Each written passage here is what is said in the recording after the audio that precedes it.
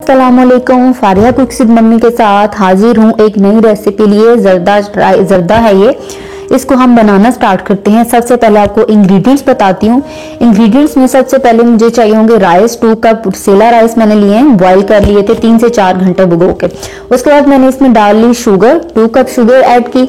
Sugar के बाद मैंने इसमें लेना है मिल्क मैंने रूम टेम्परेचर पे भी, आप ठंडा भी ले सकते हैं, रूम टेम्परेचर पे भी कोई इशू नहीं है। फुल क्रीम मिल्क है जो नॉर्मली घरों में यूज होता है। उसके बाद मैंने लेना है फूड कलर, जर्दा रंग के नाम से या फूड कलर के नाम से आपको ये मिल जाता है। 1 टीस्पून मैंने लिया। उसके बाद मैंने इसमें यूज करने रेजन्स 10 to 15, आप इसमें ज्यादा कम भी कर सकते हैं। उसके बाद मैंने जर्दा अशरफियां लेनी है, बहुत लाजिम और मलजूम होती हैं जो जर्दे की रेसिपी में।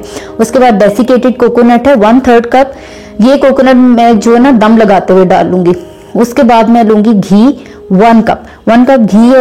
आप घी में बनाएं तो ज्यादा बेहतर रहता है। इसके बाद मैंने लेना है केवड़ा वाटर 1/4 टीस्पून, ये केवड़ा वाटर है। उसके बाद मैंने लेना है कोकोनट कटा हुआ वो लेना है 2 से 3 टेबलस्पून, ये हो गया था। उसके बाद मैंने इसमें हरी इलायची है 3 अदद, मैंने इसमें हरी इलायची डाल लेनी है। उसके बाद इसमें मैंने 8 अदद बादाम छील लिए थे, मैंने वो लेना है। बनाना हम अब इसको स्टार्ट करेंगे। घी मैंने लेना है, आंच आपने दरमियानी से हल्की के दरमियान रखनी है ताकि आपका घी जब मेल्ट हो बहुत ज्यादा गर्म ना हो जाए। अगर ये बहुत ज्यादा गर्म हो गया तो आपकी जो हरी इलायची और बाकी जो चीजें हैं ड्राई फ्रूट्स वो आपके जल जाएंगे। ठीक है, अब मैं वेट कर रही हूँ कि जल्दी से हो जाए मेल्ट और हो जाए गर्म। ठीक हो गया, हो रहा है जनाब। इसको आज मैं फिर से कह रही हूँ आपने तेज नहीं रखनी है। उसके बाद मैंने इसमें डालनी शुरू कर देनी है इसकी बाकी की चीजें। सबसे पहले मैं इसमें डालूंगी हरी इलायची 3 अदद, इसको मैंने सोते करके इसके बाद इसमें डालना है जनाब रेजन्स भी सोते करके हल्की सी। उसके बाद मैंने इसमें डाल देने हैं बादाम और जो कोकोनट कटा हुआ था वो। उसके बाद मैं इसमें डालूंगी शुगर डाल के आपने इसको हल्का सा हिलाना है।